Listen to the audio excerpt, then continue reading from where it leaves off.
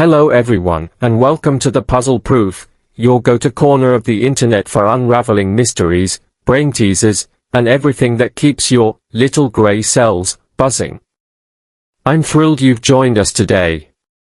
Before we dive in, drop a comment below and let me know, where in the world are you tuning in from? Can't wait to see our community map grow.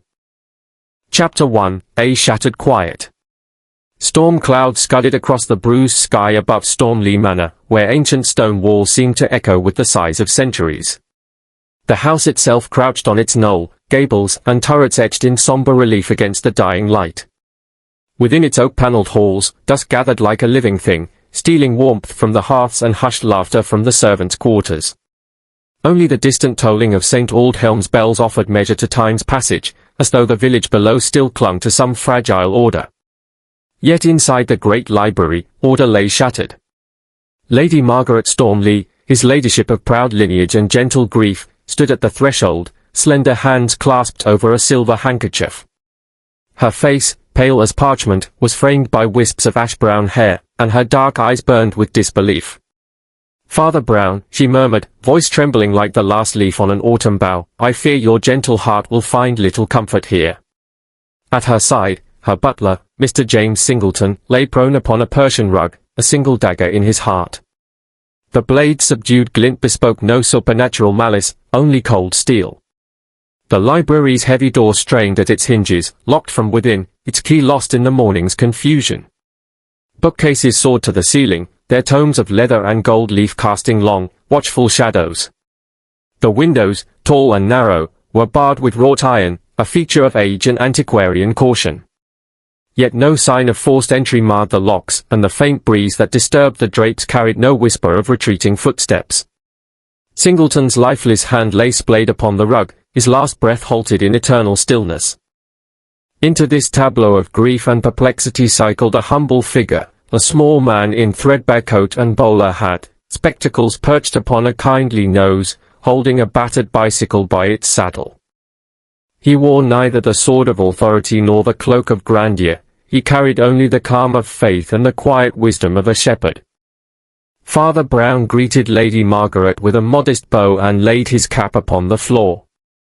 "You ask me to solace the suffering," he said gently, "but first I must learn what truths lie buried beneath a silent room." At the far end, Mary Finch, the manor's parlour maid, hovered like a frightened wren. Her uniform was neat, her apron pressed, yet her face bore telltale lines of shock. Through her tears, she whispered that Singleton was as devoted to his duty as any knight of old. "He saved the stock books from the fire in 1897, father," she faltered. "Ever since, he bade me remember, a good servant leaves no ember alive." Her voice broke, and the priest laid a comforting hand upon her shoulder. "Charity, Miss Finch, is the warmth that revives the embers of hope." Professor Edwin Reed, a scholar whose skepticism of angels was matched only by his devotion to empirical proof, stepped forward, adjusting his pince-nez. His keen eyes swept the scene, noting the dagger's position, the pattern of the rug, the absence of a footprint. "A locked-room mystery," then, he pronounced crisply. "Impossible that any living soul could have fled this chamber once the door closed." Father Brown inclined his head, offering neither affirmation nor denial. "Impossibilities often bloom in proud hearts," he mused, "but the simplest soul can root them out." Standing apart, by a marble bust of St. Joseph, was a stranger in travelling cloak and tarnished gloves. He turned to regard the group, revealing pale lips twisted in a faint, inscrutable smile. In his hand, he held an ancient volume bound in vellum, its pages yellowed, its title worn away. He offered neither introduction nor apology, content simply to watch. Lady Margaret, unnerved, glanced at Father Brown, who observed the stranger as though greeting an old acquaintance. "Every room has its echoes," he said softly, "and every visitor, his purpose." As candles were lit and the winter air pressed in, the household gathered at the library's entrance, the churn of suspicion already beginning in their hearts. Dr. Philip Hawthorne, the local chaplain and confidant of Lady Margaret, stood at the back. His gentle brow was furrowed, his fingers gripped the armrest of a chair as though he feared unseen forces might snatch him up. He dared not voice his dread aloud, yet his eyes sought reassurance from Father Brown's serene countenance. The butler's dagger, engraved with the Stormleigh crest, lay in chilling testament to a betrayal no soul dared name.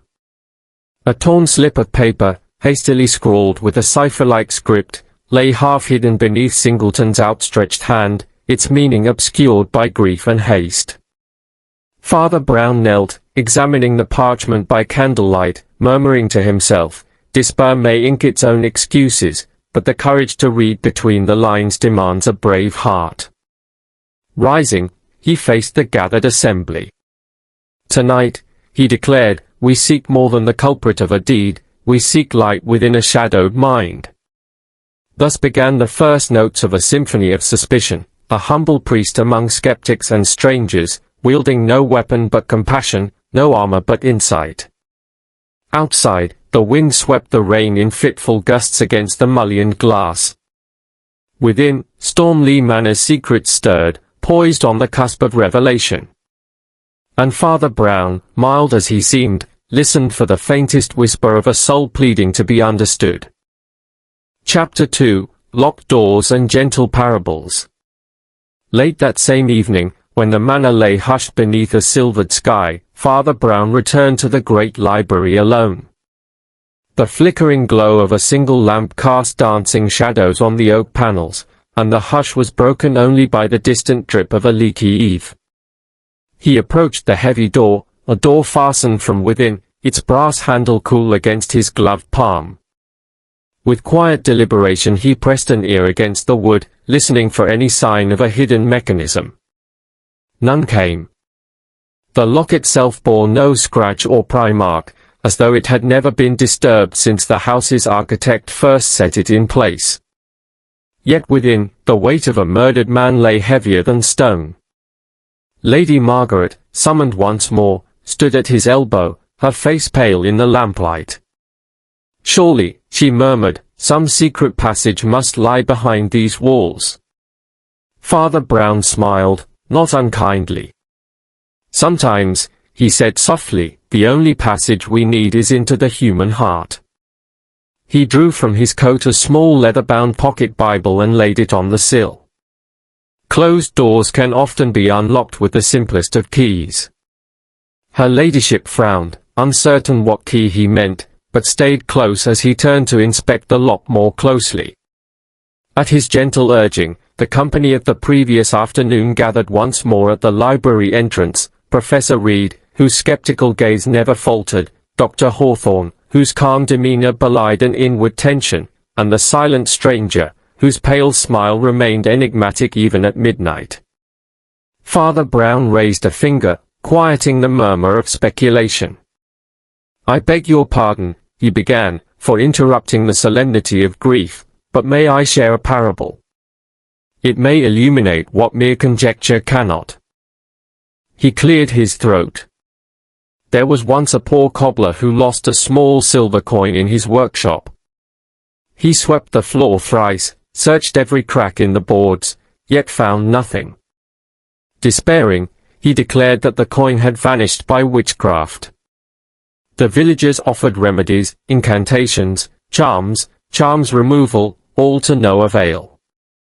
At last, a passing priest examined the floorboards more closely and discovered the coin, glistening where the light did not reach. When asked why he had missed it, the cobbler sighed, 'I would not lower my head to see beneath my own carpet.'" A hush fell. Lady Margaret's hand fluttered to her throat. "You mean," she whispered, "we have overlooked something obvious?" Father Brown inclined his head. "Pride," he said, "is a curious thing. It proclaims we see all, yet blinds us to what lies underfoot." He swept aside a length of rug at the threshold. Beneath it, the floorboards bore faint scuff marks, as though heavy boots had scratched in anxious haste. Professor Reed knelt, peering at the grooves. Curious indeed, he admitted, I had not noticed this before. At that moment Mary Finch stepped forward, her maid's cap trembling in her hands. "Father, there is more," she said, voice scarcely above a breath. Mr. Singleton, before his passing, found letters in the chaplain's room. Dr. Hawthorne's face paled, Lady Margaret gasped. Mary continued, "I only glimpsed fragments. His own hand had written to Dr. Hawthorne, 'Your secret preys upon my faith.' I thought them trivial, but Singleton warned me their content might do you harm." The hush deepened. Father Brown closed his eyes briefly, as though weighing sin itself upon the scales of mercy. Professor Reed folded his arms. "Blackmail," he pronounced. "If Singleton uncovered impropriety, real or imagined, he might well have been threatened." He glanced at Dr. Hawthorne, whose expression wavered between indignation and despair. Yet no other footprints marred the rug. If blackmail had occurred, it had not left the usual trace of a desperate footfall. Father Brown's gaze drifted to the stranger, who now stood motionless by the windows, his vellum tome clasped tightly under one arm. "And what of our mysterious visitor?" Lady Margaret demanded. "His presence unsettles me." Father Brown smiled, tapping the stranger's silhouette against the low wall. "Every soul is a stranger until its story is told," he replied. "He may offer insight if we dare to ask." But the stranger made no reply, and the gown of his traveling cloak seemed to billow with some ghostly breeze. Turning back to the library, Father Brown examined the dagger more closely. The hilt, ornate with curling vines, bore an engraving almost too faint to read. He tilted the blade toward the lamp's light and discerned the words, "Fides et honestas." "Faith and honesty," he murmured. An odd motto for an instrument of murder. He sniffed the air and caught a faint trace of lavender, as though from a broken sachet. From beneath a shelf fell a small, upturned vase, its contents spilled upon the carpet. The delicate flowers lay crushed, releasing their scent into the room. No servant's hurried footsteps, only the quiet telltale stain of a gentle blossom. Professor Reed circled to the farther end of the room, examining the bookcases for hidden levers.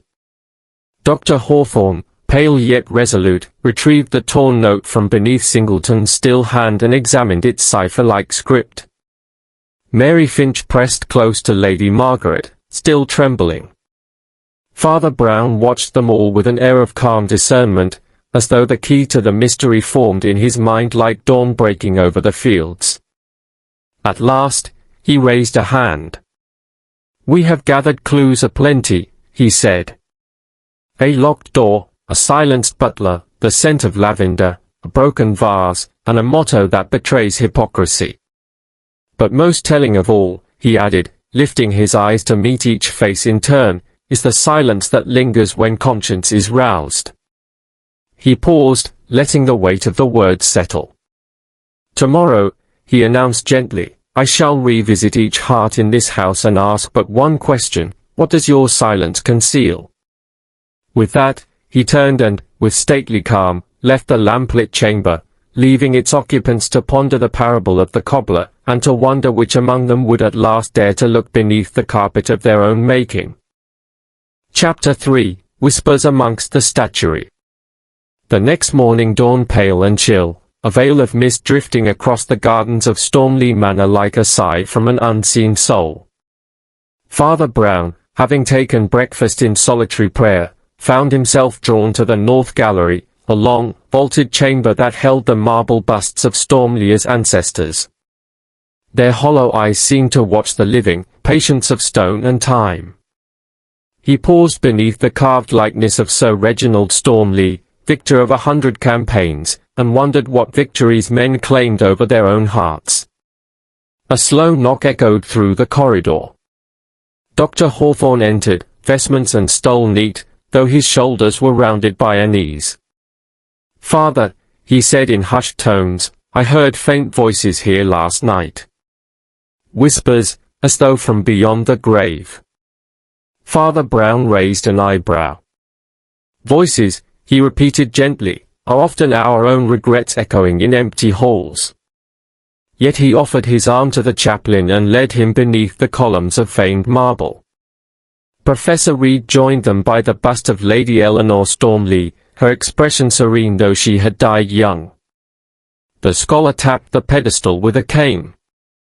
I too heard such murmurs. It seemed a voice calling my name, and yet no one stood near. He frowned at Father Brown. You tell me that guilt can wear any mask, but I prefer the laws of acoustics. The priest smiled with quiet tolerance. Acoustics have their part, but conscience has its own resonance. Mary Finch arrived, cheeks pale, carrying a small brass censer, its chain swaying like a pendulum of confession. I came to burn frankincense, she said, to calm the spirits. She swung the censer, releasing a faint haze of smoke that curled about the busts. The scent mingled with the chapel's incense from the day before, and the gallery took on an otherworldly hush. The stranger, Blackwood, emerged from the lengthening shadows, brushed dust from his coat, and surveyed the group with those inscrutable eyes. Miss Finch, he said, voice smooth as oiled timber, the ancients believed that statues held echoes of the souls they commemorated. Perhaps your incense has stirred theirs. The maid glanced at Father Brown for guidance. His gentle stare invited her to trust her instincts, not his approval. Or perhaps, added Dr. Hawthorne, it is the coldness of these stones that makes us hear our own hot fears. Father Brown led them onward to a small alcove where a life-sized figure of Saint Veronica held up the veil that had caught Christ's face. The sculpture's delicate features, though frozen, seemed to breathe compassion. He laid a finger upon the stone's cheek. This saint, he mused, was moved to wipe human suffering. Yet here we stand, entreating suffering to wipe our doubts away. He turned to address them all. We have looked for ghosts and found but our own shadows. Will we dare to look inside? At the far end of the gallery, a faint draught stirred a velvet tapestry. Father Brown pressed against the wall, cold air slipped through a narrow seam. He traced the tape's edges, discovering a scarcely perceptible joint. This marble, he whispered, was set long after the house was built. There may lie a passage beyond. Professor Reed knelt, tracing the joint with reactive delight. Aha! The legend spoke of hidden corridors used by monks centuries ago, a network linking chapel to kitchens. Perhaps one such passage starts here. Dr. Hawthorne swallowed. Father, if someone used it last night, they could enter and leave unseen. Lady Margaret, drawn by distant voices, arrived breathless. She peered at the seam, lips tightening. But who among us would venture here? Aside from spirits, of course. She touched the tapestry. Some secrets, found in the darkness, desire no daylight. Mary Finch shivered, though the gallery was warm. If there is a passage, she whispered, Singleton must have known of it. He guarded every corner of this house. Father Brown's eyes softened. Singleton, he said, protected more than hearths, he protected hearts. And the kindest hearts can also hide the darkest burdens. A hush fell as Blackwood ran a finger along the seam, tracing an iron hinge hidden by centuries of dust. It moves, he announced with a conspiratorial grin. They pressed as one against the panel, and it swung inward with a sigh of release. A narrow stair plunged into darkness, the air stale with secrets. The group hesitated. Professor Reed produced a lantern, its beam flickered upon rough stone walls. After you, Father, he offered, though his voice betrayed an unexpected tremor. Father Brown's smile was small, but not unkind. Fear not the dark, he said, for it reveals what the light conceals. Descend they did, step by echoing step, until the passage opened into a hidden vestry, candles long spent, furnishings coated in white dust. A desk lay overturned, papers strewn in a spider's web of ink. Among them, a single sheet caught Father Brown's eye, a drawing of the manor's chapel, annotated with crude runes. A plan, he observed, not drawn by Singleton. The stranger, stooping to examine the script, murmured, "These are not the scribblings of a man of faith, but of one consumed by obsession." As they returned, Father Brown paused at the gallery's entrance, the tapestry falling closed behind him with quiet finality. He faced the assembled. "We have found a corridor to secrets," he said, "but the greater journey lies in uncovering what stirs the conscience. Pride and fear build walls stronger than stone. It is only by confession, by daring to speak our guilt, that peace can enter." He motioned to the statues, their marble features inscrutable.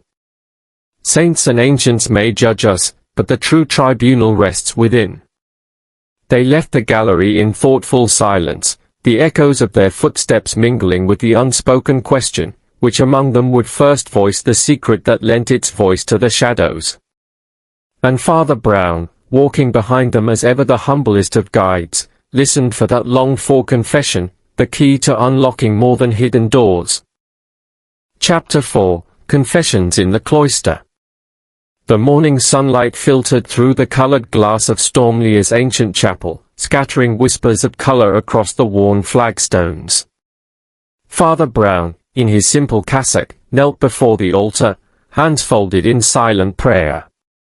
The hush of incense and distant birdsong mingled, as though nature itself bowed its head in reverence.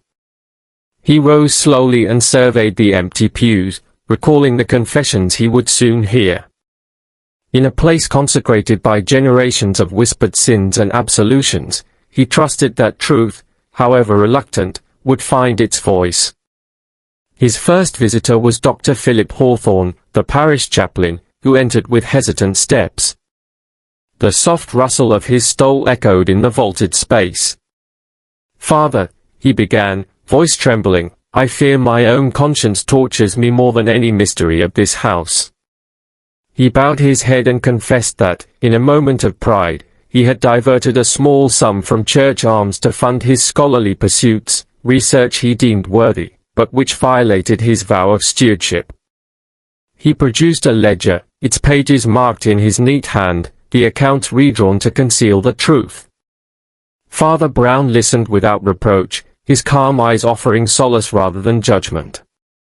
"We all err," he replied gently, "but it is only when we name our errors that mercy may follow." He laid a hand on Hawthorne's shoulder and led him to the lectern, where the priest read aloud the penitential psalm. As the final note faded against the stone walls, Hawthorne bowed once more, tears glimmering in his eyes, as though a weight had lifted. No sooner had the chaplain departed than Professor Edwin Reed appeared in the doorway, his scholarly composure fractured by unease. Clutching his leather briefcase, he confessed that he had forged the letter implicating Dr. Hawthorne, to discredit him and to secure funds for his own unbelieving experiments. "I thought the end justified the means," Reed admitted, cheeks flushed. "But betrayal of trust is a sin deeper than any I have known." He produced the offending parchment, its ink still faint beneath the microscope's light, proof of his duplicity. Father Brown regarded the professor with gentle gravity. "Truth," he said, "is not a tool to wield, but a light to honor. Once we fracture its brilliance, all else grows shadowed." He invited Reed to place the forged letter upon the altar, and together they burned it in the brass censer, the smoke rising like a promise of repentance. Reed knelt, contrite, and in that act of surrender the chapel seemed to breathe again. By midday, the cloister's cool stones had attracted Mary Finch, the parlor maid, whose timid knock barely broke the chapel's hush. She entered, clutching a small bundle of letters tied with faded ribbon. Her confession spilled out in trembling voice. She and James Singleton had once been betrothed in secret, for the butler's station forbade such unions. Their love endured in stolen glances and whispered notes, until Singleton, ever honourable, ended their engagement to preserve her future. The letters bore his tender apologies, and her lingering sorrow. "My guilt," she whispered, "lies in keeping it hidden. I fear my silence weighed upon him more than any blade." Father Brown led her to the font at the chapel's corner and asked her to leave one letter upon its rim. As she did so, she wept softly, the burden of unspoken love laid down like a cloak. The water in the font trembled, as though stirred by compassion itself. Lady Margaret Stormleigh arrived next, her composed facade faltering at the chapel's threshold. She confessed that she had regarded Singleton's loyalty as a constant, never pondering the depths of his heart. "I treated him as a fixture," she admitted, voice quavering. "Only when he fell did I see how little I noticed his suffering." She placed a single white rose beside the other tokens on the altar, her fingers trembling. Father Brown offered her a silent nod of encouragement, reminding her that sorrow too can awaken empathy. As the sun dipped low, the cloister grew colder, and only the stranger, Lucian Blackwood, had not presented himself. Father Brown paused beneath the lofty arches and reflected on the confessions of the morning. Each soul, in bearing its fault, had found a measure of peace. Yet the darkest deed lay still unspoken, its name lingering like a question unanswered. Footsteps echoed softly as Blackwood appeared, his cloak drawn tightly about him. He paused at the far end of the nave, eyes fixed upon the flickering candles. Father Brown approached, his tone both mild and insistent. "You have seen the mercy given here. Will you not step forward and offer your truth?" Blackwood's lips curved in a wistful smile. "Mercy," he replied, voice low, "is a commodity I have long paid for in stolen relics." But he offered no further detail, instead placing a battered coin upon the altar, a token of his own confession. Father Brown accepted the coin, noting its unusual mint and ancient date. "Every confession," he said, "begins with a single token. Yours may yet reveal what haunts this house." Blackwood inclined his head and slipped away, leaving the echo of his footsteps like a promise of more revelations to come. As twilight fell, the chapel doors closed with a final, solemn click. Father Brown lingered among the tokens of contrition, the ledger, the letter, the ribbon notes, the rose, the coin. In their gathering lay evidence not only of sin, but of human frailty, and of the courage it takes to confront one's own darkness. With a gentle sigh, the priest knelt once more before the altar. In confession, he prayed, "We bind together the broken pieces of our souls, that they may shine again in the light of grace." Outside, the wind stirred the cloister's stone columns, carrying with it the faint hope that Stormleigh Manor's soul, too, could be mended through truth and mercy alike. Chapter 5, The Token of Love. Dawn broke over Stormleigh Manor in a gentle haze, the rose gardens dew beading every petal like tiny pearls. Father Brown, having slept little, returned once more to the library, where the silent figure of James Singleton still lay upon the Persian rug. The hush was profound, so profound, indeed, that the soft clipping of the priest's boots on polished floorboards seemed to startle the very air. He knelt beside the butler's coat and, with an almost imperceptible smile, patted one pocket. "Secrets tend to hide where the heart hopes they won't be found," he murmured to himself. Gently, he drew forth a small silver locket, scratched and dulled by time. It bore Singleton's initials entwined with a delicate rose motif. Father Brown opened it. Inside lay a tiny portrait of Mary Finch and the butler, their faces simple in childish pastel, and beneath it a coil of dark brown hair. For a moment the image trembled in the soft lamplight and the priest felt a familiar tug of sorrow. He slipped the locket into his own pocket and rose, straightening his cassock with a quiet resolve. Outside the library, Mary Finch hovered by the door, hands clasped anxiously. "Father," she whispered, voice trembling like a young sapling in the breeze. He produced the locket with gentleness rather than accusation. "Miss Finch, do you recognize this?" Her eyes widened as though she had been struck by both joy and grief. It was mine," she stammered. "I gave it to Mr. Singleton on my 16th birthday. He wore it always, but I thought him above such tokens." Her cheeks bloomed rose beneath her bonnet. "I begged him to return it. He refused, saying a promise once kept must never be undone." Father Brown nodded, tucking the locket away.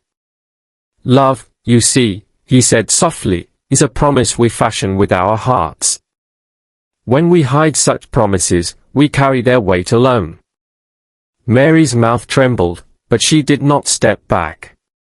"I kept it secret to protect his dignity," she confessed, yet his hand bore no sign of struggle.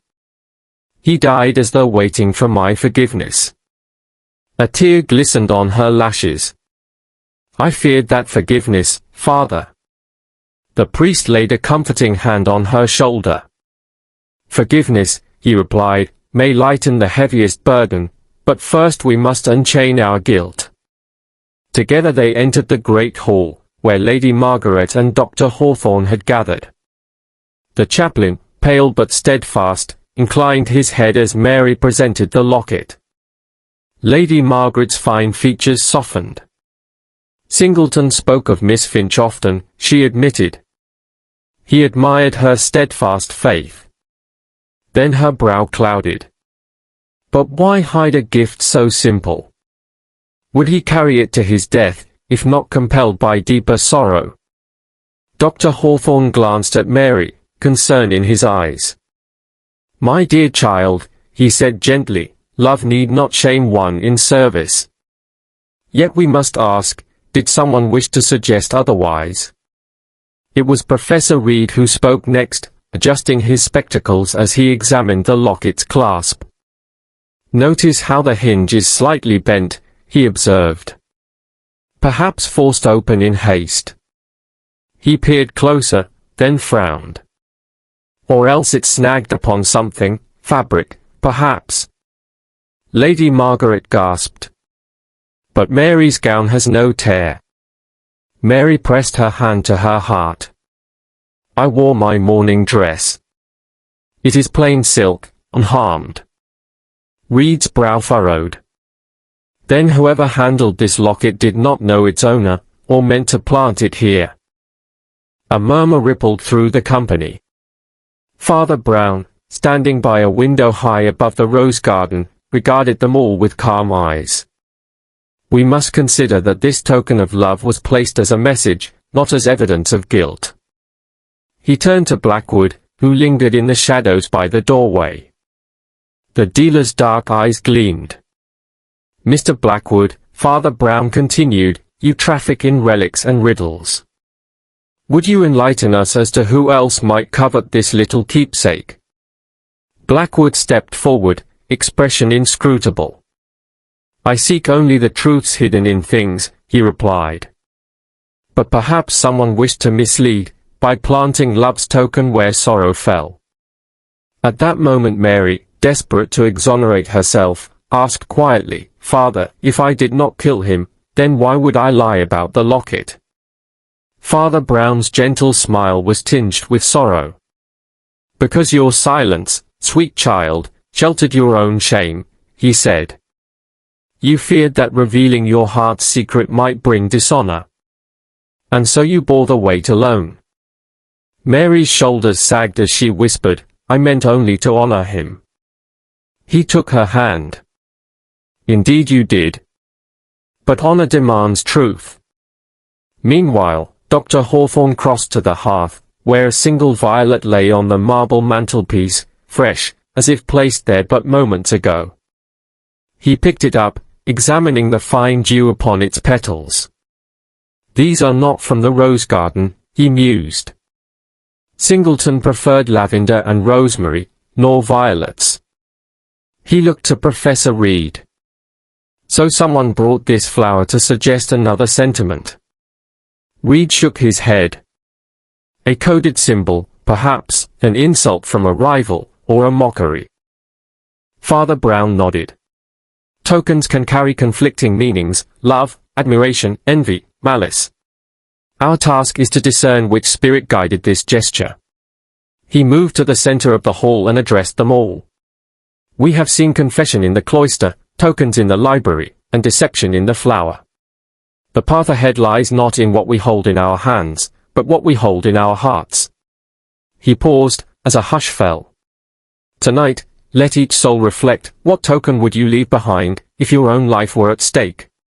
The assembled household exchanged uneasy glances. Outside, a breeze stirred the curtains, as though to carry the question into every hidden corner. Mary Finch pressed the locket against her heart, Dr. Hawthorne traced the violet's petals, Lady Margaret's eyes glistened with regret, and Professor Reed's jaw set with grim determination.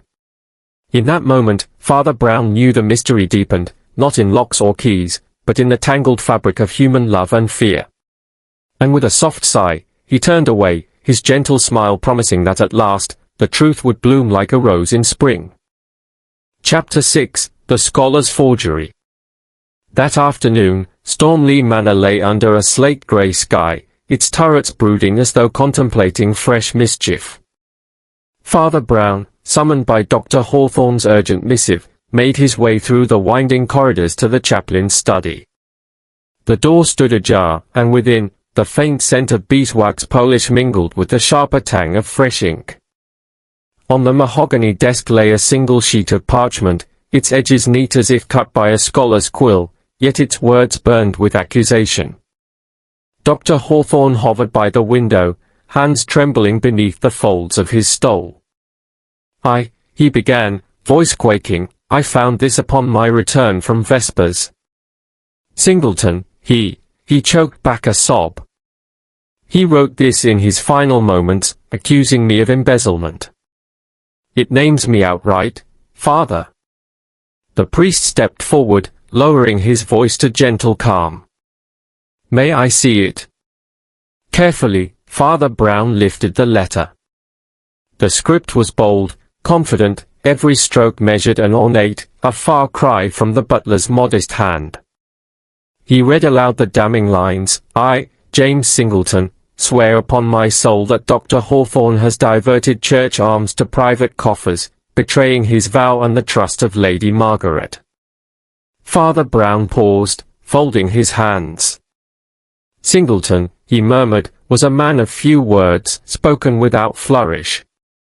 This script betrays a more cultivated pen. He turned the sheet, scanning for the faint watermark of a monastic press, and noted with a small smile the heavier indentations of fresh ink. And notice, too, how the ink sits on the page, unblotted, almost proud, as though it claims permanence. Dr. Hawthorne's eyes brimmed. But if he did not write it, who would forge such a lie? And to what end? The priest's mild gaze settled on the chaplain's ledger, open to the page showing a modest altar fund. We must follow the ink to its source, he said. Pride, it seems, has alighted upon this letter and seeks flight from discovery. Together they retraced the steps of the mysterious author until Father Brown led Dr. Hawthorne down the corridor to Professor Reed's quarters. The scholar's door stood firmly closed, but a faint glow poured through the keyhole. Father Brown tapped thrice, and Reed, hastily gathering his manuscripts, ushered them inside. His desk was a riot of parchments, diagrams, and an inkwell nearly empty of its midnight-hued contents. Professor, said Father Brown quietly, we have found a letter accusing Dr. Hawthorne, penned in a hand he never used, with ink that closely matches this very well. He pointed to the depleted vessel. Reed's face paled, a sudden hush falling between them. You mean, he faltered, that someone might have borrowed my ink? Father Brown shook his head. We both know the convenience of opportunity. The script echoes your own lessons in calligraphy, every flourish learned in your lecture on Elizabethan chancery. At that, Reed's shoulders sagged as though relinquishing a great weight. Dr. Hawthorne, aghast, levelled his voice. "Professor Reed, why would you force my name to that page?" Reed pressed a trembling hand to his brow. "Because," he confessed, "I sought funds for my research, studies into the origins of faith and superstition. The ecclesiastical board balked at sponsoring what they deemed heresy. So I believed that if Hawthorne's reputation were ruined, I might secure their favour, or at least free his share of the resources." He closed his eyes, ashamed. "I never meant to harm him so deeply. Pride," he added, voice hollow, "led me to believe the truth was mine to shape." Father Brown regarded him with gentle severity.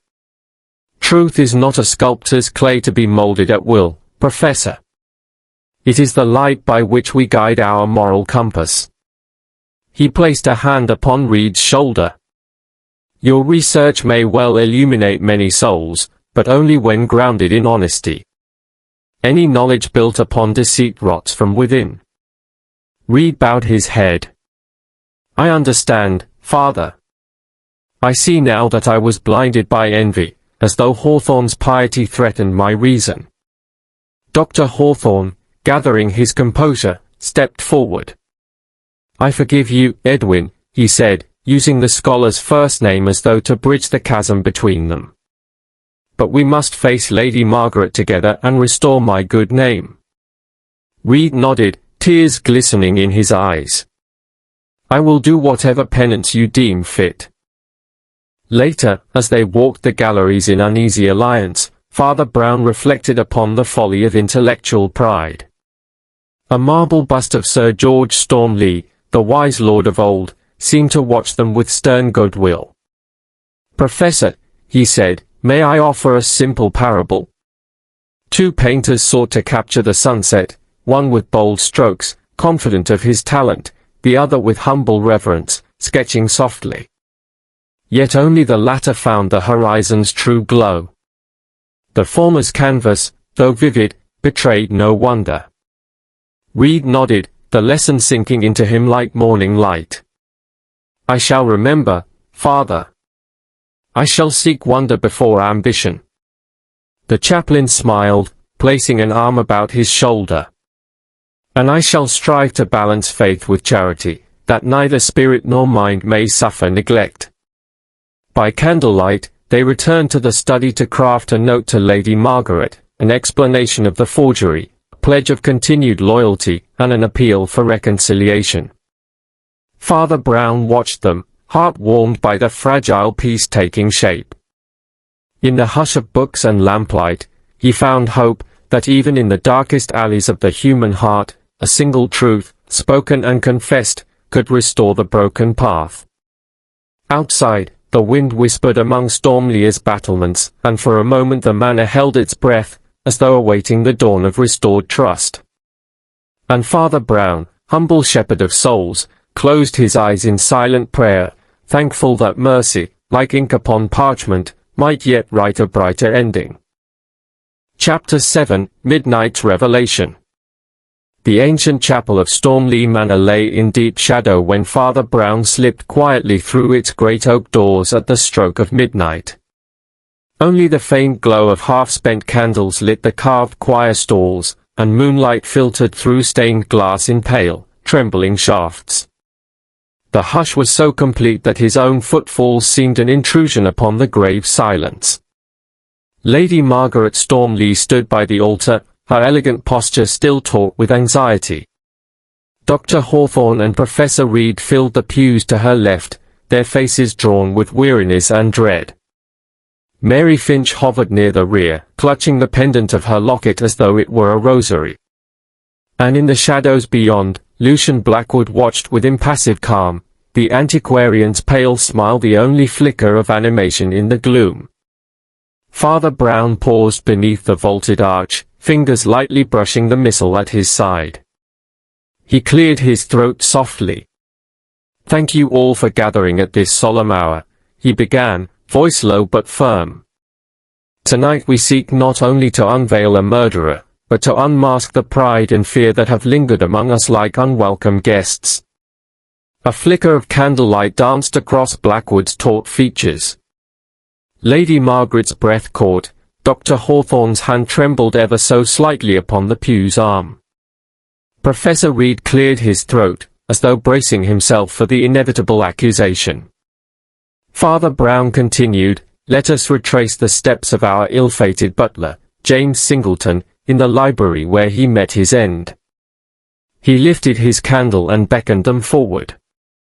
They obeyed in procession, the chapel's cold stones giving way to the library's hushed grandeur.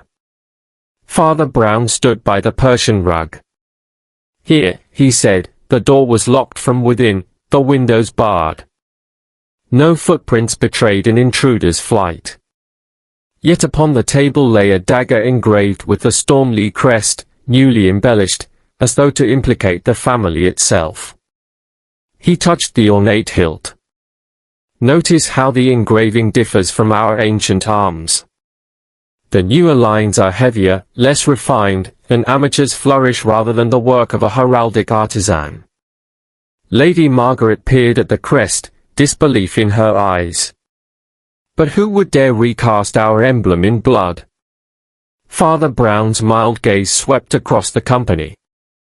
"Only someone with access to both the family archives and the tools of mischief. Monsieur Blackwood, you admitted to possessing the manor's old smithy records." The antiquarian shifted, but remained silent. Father Brown held up a slender vial. "And yet, there is more."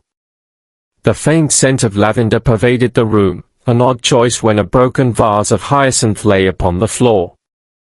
He uncorked the vial and held it aloft. "This is distilled lavender, far too potent for domestic use.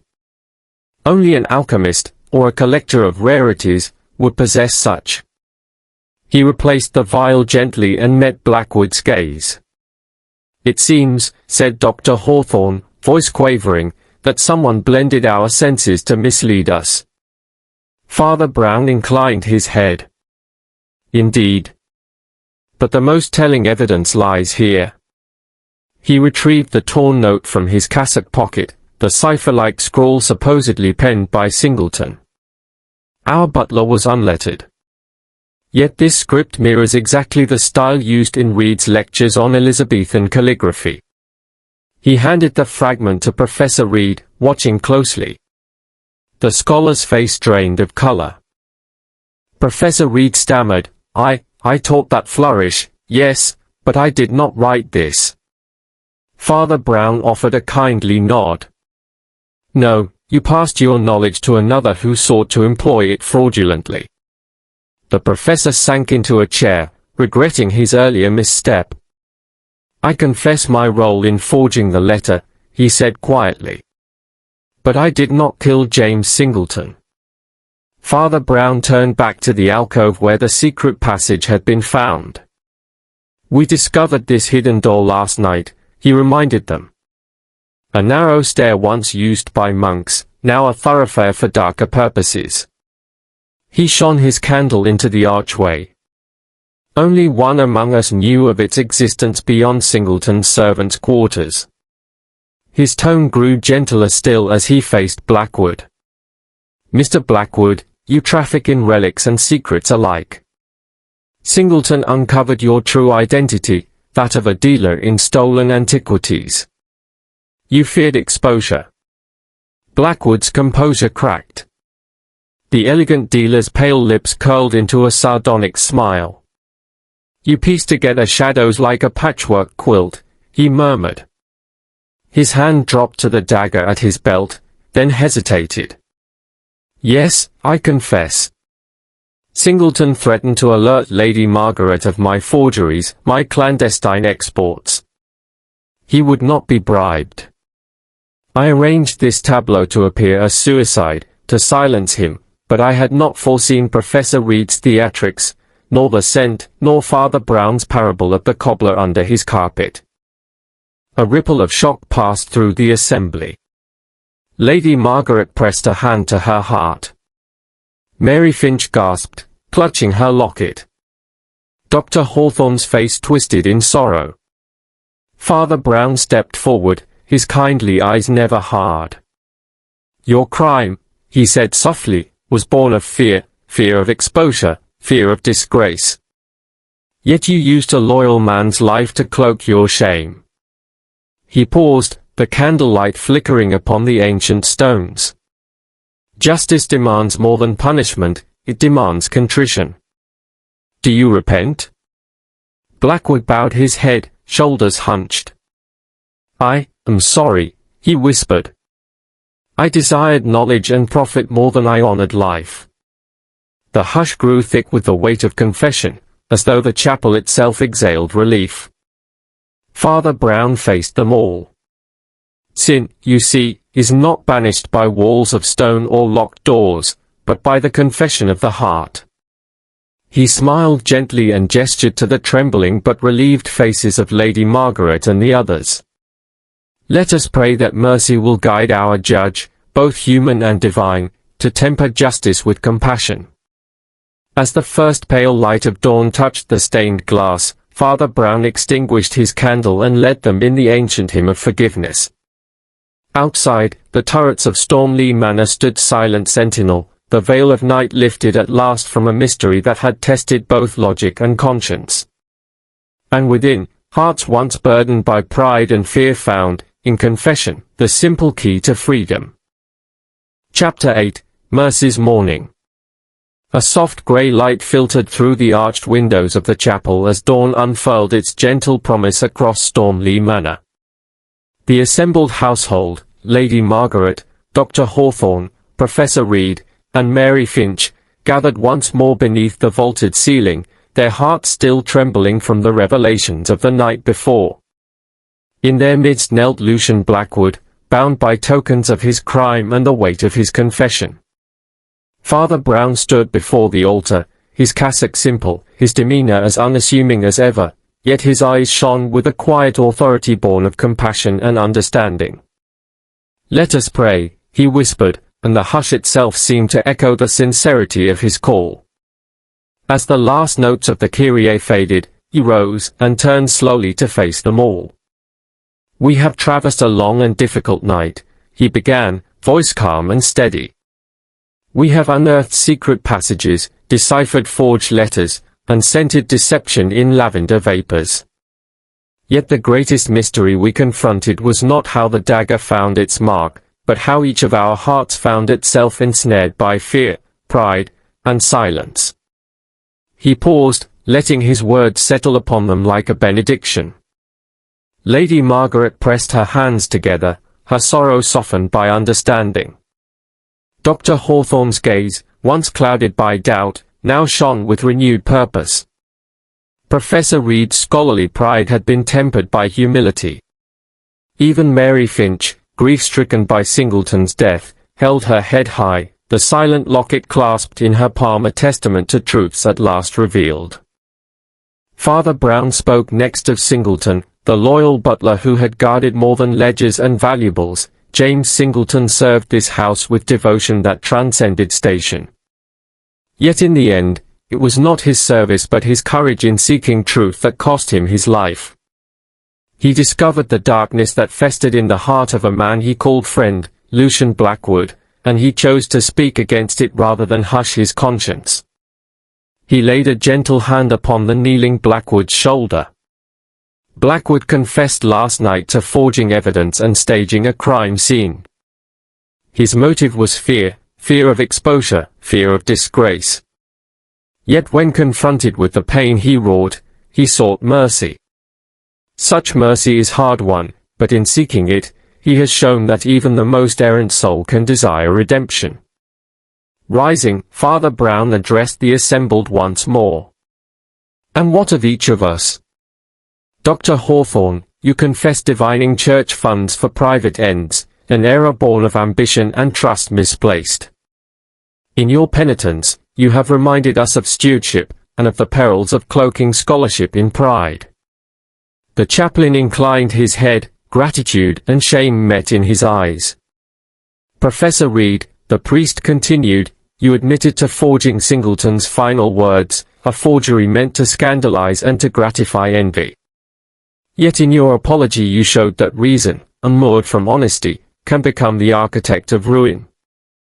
Reed's shoulders shook, but he stood straight, ready to face the consequences of his actions. Father Brown's voice grew softer as he turned to Lady Margaret and Mary Finch. And you, Lady Margaret, learned too late that the kindness of a master can mask the suffering of the humblest servant. Your grief has become compassion in its wake. Lady Margaret lifted Singleton's locket, which Father Brown had placed upon the altar. Miss Finch, you bore your own burden of love in silence, believing it shameful to reveal your heart. In the courage of confession, you have honored that love and honored him. A hush fell, the gentle stillness of absolution warming the chill of dawn. Father Brown knelt before the altar and drew a small white candle from his pocket. Lighting it from the sanctuary's taper, he handed it to Blackwood. "Light this for Singleton," he said softly. "Let it be a beacon of remembrance and remorse." With trembling hand, Blackwood set the candle beside the locket. Its slender flame danced in the sacred quiet, a fragile yet steadfast symbol of contrition. Turning back to the congregation, Father Brown offered his final reflection: justice must be tempered by mercy. The law may call for punishment, but the heart, guided by faith, calls for restoration.